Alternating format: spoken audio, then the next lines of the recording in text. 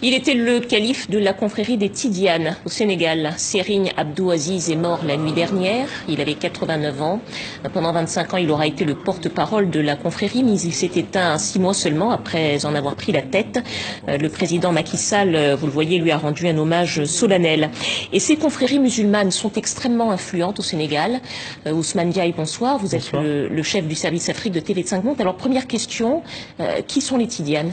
Les Tidianes, c'est la confrérie majoritaire. Au Sénégal, l'islam est essentiellement confrérique. Les Tidianes sont majoritaires et après arrivent les Mourides. Les Tidianes, la Tidjania est originaire du Maroc. Le berceau de la Tidjania, c'est Fès. Il y a une transposition à travers les voyages, le commerce, les guerres au Sahel. Donc, dans la plupart des pays du Sahel, il y a des Tidjanes. Par contre, le Sénégal est un peu au niveau de l'Afrique subsaharienne, le cœur et l'épicentre de la Tidjania. Et la capitale de la Tidjania en Afrique de l'Ouest, c'est Tivaouane, une ville qui est située dans le nord-ouest du Sénégal, où vivait Serigne Abdoulaziz Sy et sa famille. La famille des Sy incarne depuis à peu près 2 siècles la Tidjania au Sénégal.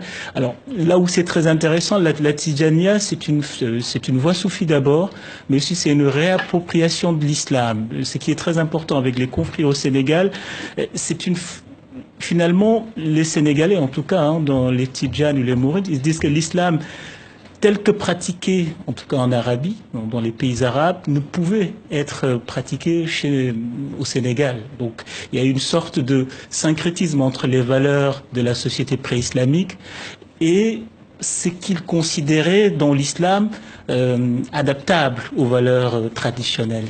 Donc si je comprends bien, c'est à la fois un pouvoir religieux, spirituel, mais politique également. C'est un pouvoir éminemment politique. Il faut savoir que, et ça c'est un fondement de la nation sénégalaise, très vite, et on le doit beaucoup au premier président, le poète Léopold Sédar Senghor, académicien.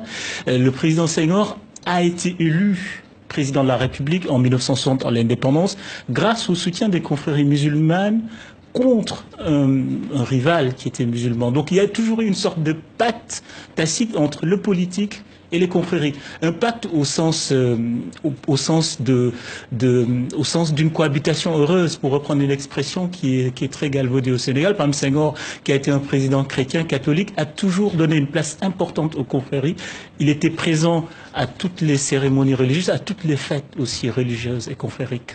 Alors peut-être en quelques mots, dernière question, vous avez parlé également de la confrérie des Mourides. La confrérie des Mourides, c'est la 2e confrérie au Sénégal. Alors elle est moins importante en nombre, mais elle est plus influente économiquement, parce que sans doute au cœur de la spiritualité mouride, c'est le travail. Prier, c'est travailler.